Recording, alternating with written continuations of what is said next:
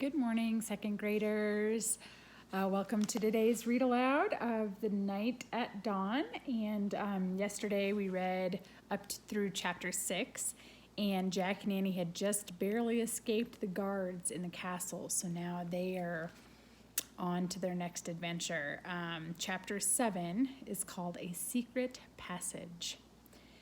Annie and Jack raced back up the winding stairs and down the long hallway.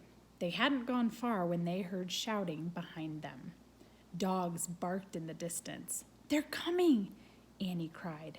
"In here," said Jack. He shoved open a door off the hallway and pulled Annie into a dark room. Jack pushed the door shut. Then Annie shined her flashlight around the room. There were rows of sacks and wooden barrels. "I'd better look in the book," said Jack. "Give it to me."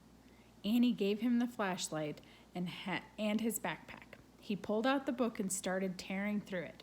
"Shh," said Annie. "Someone's coming." Jack and Annie jumped behind the door as it creaked open. Jack held his breath. A light from a torch danced wildly over the sacks and barrels. The light disappeared. The door slammed shut. "Oh, man," whispered Jack. "We have to hurry. They might come back." His hands were trembling as he flipped through the pages of the castle book. "Here's a map of the castle," he said. "Look, this must be the room we're in. It's a storeroom."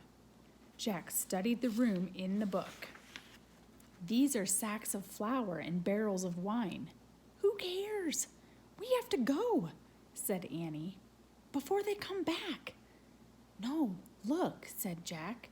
He pointed at the map. "Here's a trap door." He read aloud. "This door leads from the storeroom through a secret passage to a precipice over the moat." "What's a precipice?" said Annie. "I don't know." "We'll find out," said Jack. "But first, we have to find the door." Jack looked at the picture carefully. Then he shined the flashlight around the room. The floor of the room was made up of stones. The trap door in the picture was 5 stones away from the door to the hall. Jack shined the light on the floor and counted the stones. 1, 2, 3, 4, 5. He stamped on the 5th stone. It was loose. He put the flashlight on the floor. He worked his fingers under the thin sheet of stone and tried to lift it. "Help," Jack said. Annie came over and helped him lift the stone square out of its place. Underneath was a small wooden door. Jack and Annie tugged on the rope handle of the door. The door fell open with a thunk. Jack picked up the flashlight and shined it on the hole. "There's a little ladder," he said. "Let's go." He clipped on the flashlight and felt his way down the small ladder. Annie followed. When they both reached the bottom of the ladder, Jack shined the light around them. There was a tunnel. He crouched down and began moving through the damp, creepy tunnel. The flashlight barely lit the stone walls. He shook the light. "Were the batteries running down? I think our light's dying," he said to Annie. "Hurry," she called from behind. Jack went faster. His back hurt from crouching. The light got dimmer and dimmer. He was desperate to get out of the castle before the batteries died completely. Soon he reached another small wooden door, the door at the end of the tunnel. Jack unlatched the door and pushed it open. He poked his head outside. He couldn't see anything in the misty darkness. The air felt good, cool and fresh. He took a deep breath. "Where are we?" whispered Annie behind him. "What do you see?" "Nothing. But I think we've come to the outside of the castle," said Jack.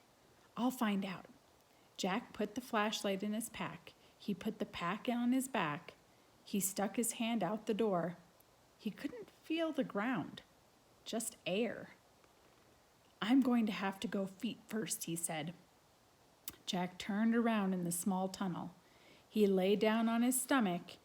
He stuck one leg out the door, then the other. Jack inched down bit by bit until he was hanging out the door, clinging to the ledge. "This must be the precipice," he called to Annie. "Pull me up." Annie reached for Jack's hands. "I can't hold you," she said. Jack felt his fingers slipping. Then down he fell. Down through the darkness. Splash. So there's Jack falling out of the precipice. There's Annie trying to grab a hold of him, but it didn't work. And that was the end of chapter 7. Stay tuned for chapter 8.